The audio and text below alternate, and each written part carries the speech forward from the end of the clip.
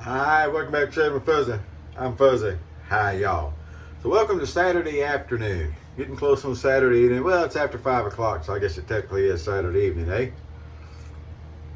We'll do it. Got a little coffee in our coffee mug here from Canada. But Canada is not the point of the day. Going to be a Turkish Saturday. And a little touch of turkey here. Just because I can. You know, why not?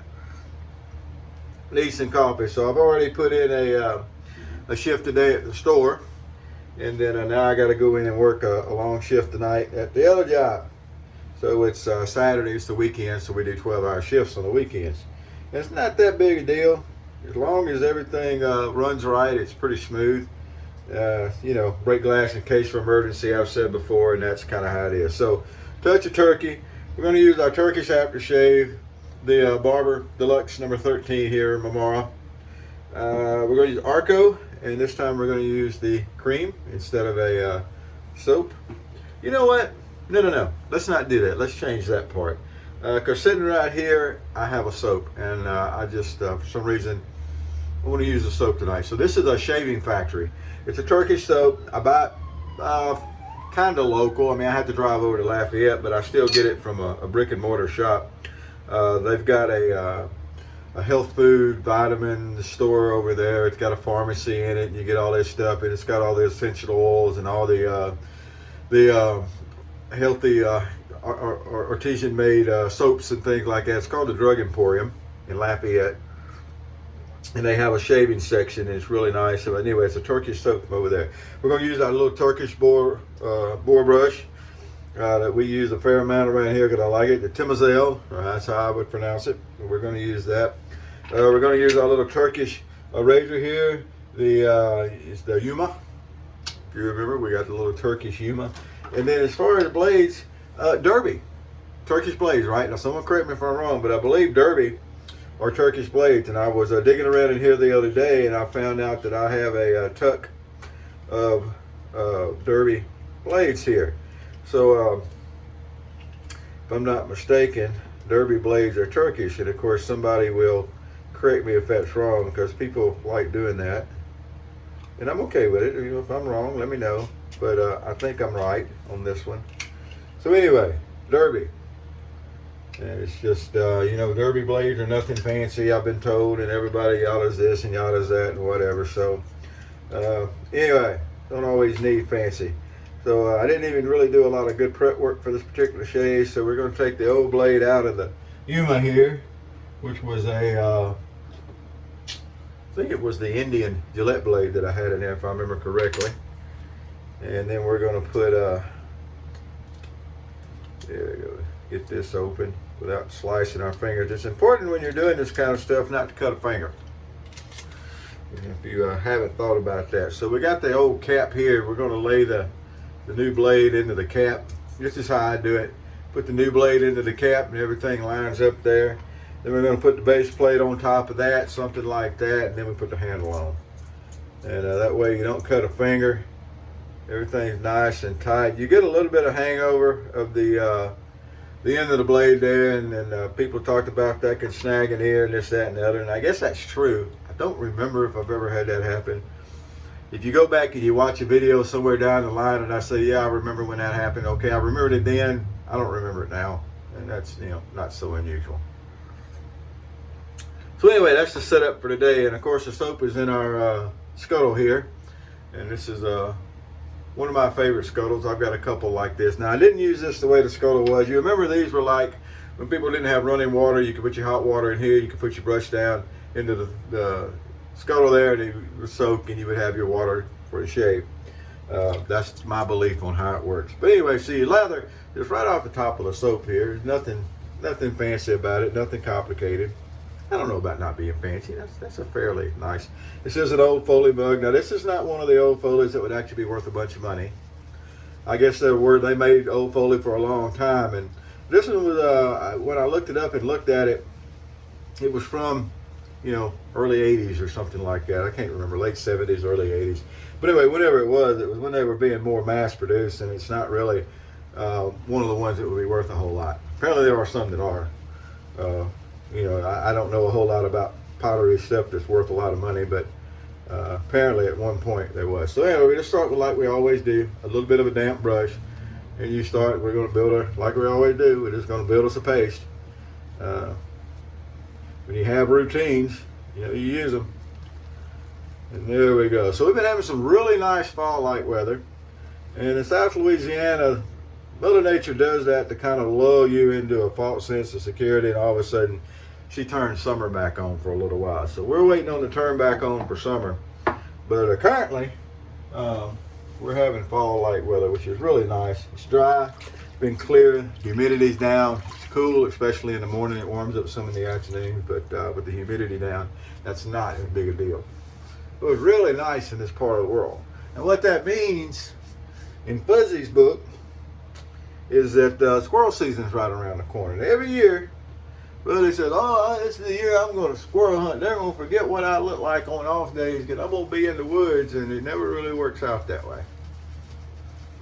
Hasn't for quite some time. Used to, squirrel season was a really big deal.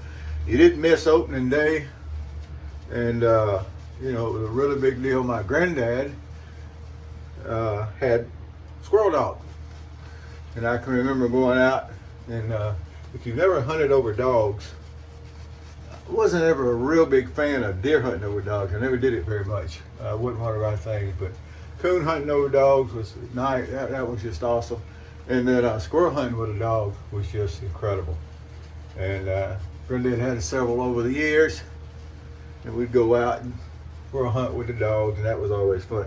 And I like to still hunt, just go out and still hunt. So, all right, here we go. Yuma razor, new derby blade. So, after you've got your technique down, you don't really think about how do you get your angle, because you just do it naturally. But if you're having problems with angle, I had mentioned this the other day, start with the razor kind of flat, and then you bring it down until it starts to shave. And then you can figure out your angle if you need to. Not real complicated. I think this derby blade is going to be good. Now, I worked a 3 to 11 shift yesterday. And I do that, when I do the 3 to 11s, I get off at 7 in the morning and I go back at 3 in the afternoon. So when it comes to shaving, it's not a full day of growth. So upshot is I didn't shave. We're wearing a mask all the time at work, so if I miss a day shaving, it's not going to really affect a whole lot. It's cheating, but anyway. So this is a couple of days, what would amount to a couple of days worth of growth. And the Yuma has no problems with it. Derby blade is doing just fine. And the Yuma does a good job anyway. Nothing fancy like I said, but I think you don't really need fancy. So yeah, get this growth off. So tree rat season coming up. Now there's people that don't like hunting. There's people that don't like a lot of things. That's okay. You don't have to. Just don't hassle me about it, because I do. But I don't get to hunt, like I said, there about like I used to. Used to it with a family thing, and there was family land here, there, and yonder. There were places we could go. My brother and my granddad were in a hunting camp, and we could go and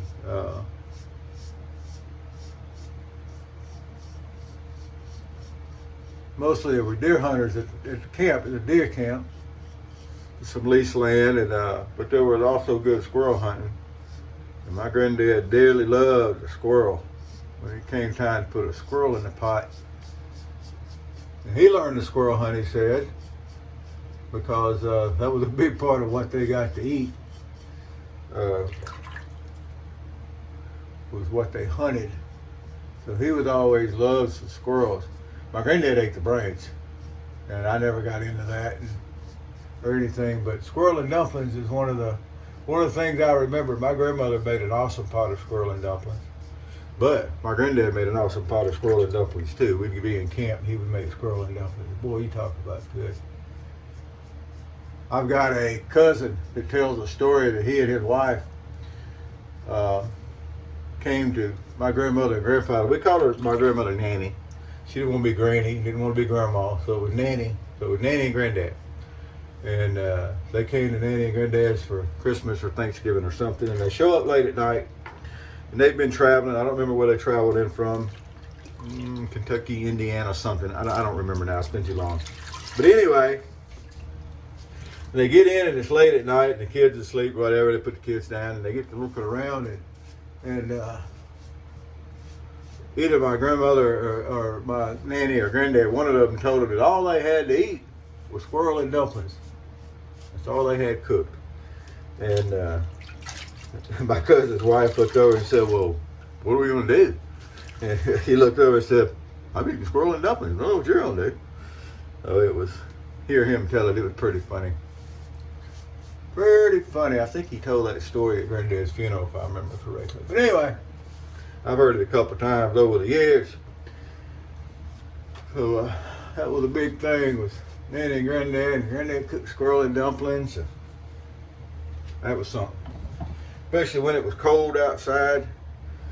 Someone would get a deer and we'd fire up the grill and grill the deer meat. And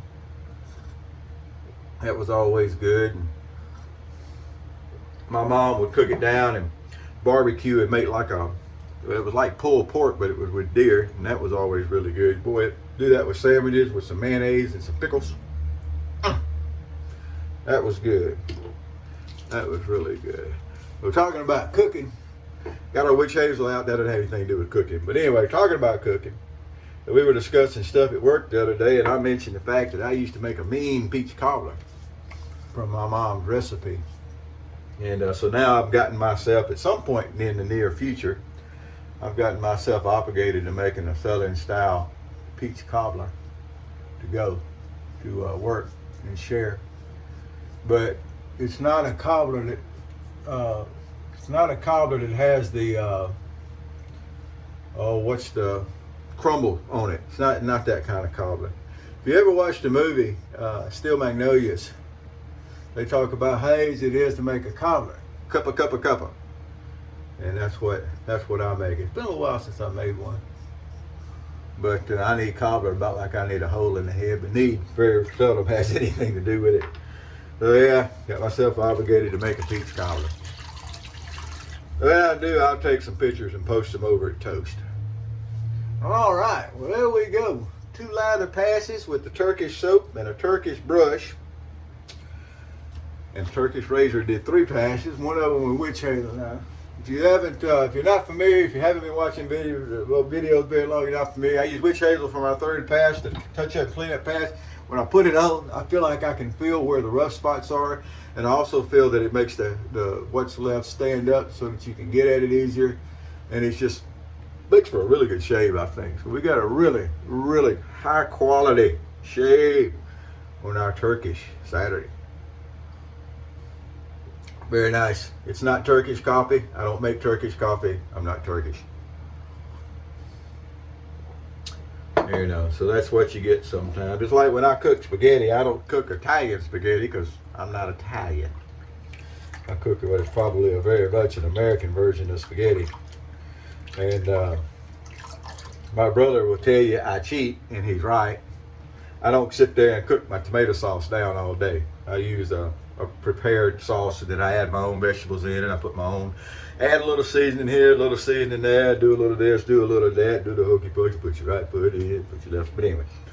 And, you know, there used to be an old lady back home, and she would say, you got to stick your big toe in it for it to be good. I'll leave you with that mental thought. That was her secret to cooking. You stick your big toe in so it's good. Wonder if my sister can remember who said that, or Marvin, either one. I wonder if they can remember who said that. But anyway, there we go. Yes. Got the Barber number 13. Now there are more of these Marmara aftershaves. They're high alcohol aftershaves. I think they're like 80% alcohol or something. I don't know. Maybe I'm just quoting a number. But anyway, this one has a really nice fresh scent and it lasts pretty good. I'll be all through the night, be able to, especially under the mask, every once in a while catch a whiff of it. A whiff of it, whatever. All right, so someone had asked about this razor. I briefly showed it in my last. This is a razor I made out of a coat hanger. It's electrical tape, and yes, it actually shaves. I may, at one point, see if I can get this blade out and maybe put another blade in, because this blade is, all rusty and carried on. But there is a video somewhere. It would have been a video that was made in May, because it was mayhem, which was something that happened over at the Shaved In. And of course, I don't post at the Shaved In anymore because I got kicked out. With reason. Not going to say it wasn't with reason. I was, being me. Being me. But anyway, there was that razor. It's a coat hanger, been around, and I made it, and it actually shaved. And I did a couple of shaves with it. But anyway, there you go. So that's going to be for today. I got to finish getting ready so I can get on to work and grab me a little something to snack on the way in. Fuzzy has become very fond of the cup noodles and the bowl noodles for at work. Either put water in and microwave them, or the water that comes out of the coffee maker is actually hot enough to soften the noodles, and it's all plenty hot to eat. And that's a lot of times what I have at night. However, I'm in the mood for a fish sandwich of some kind. Maybe McDonald's, maybe Wendy's, maybe well, I can't go to Whataburger. It's a little bit too far away, and the lines are always way long. So anyway, I'll probably have either a McDonald's or a Wendy's fish burger on the way to work. That'd be good. All right, whoever you are, wherever you are, whatever you're doing, enjoy your weekend. Remember, tree rat season will be coming before long. And happy shades to you. And I'm going to try to get the phone turned off this time. So let me tell you what happened last time. Last time, the phone needed charges. So by the time I get through with the shave, it pops up with the low battery warning. And when that pops up, you have to clear that off before you can do anything. So I'm sitting here trying to clear that off. And my fingers are a little wet because, shaving.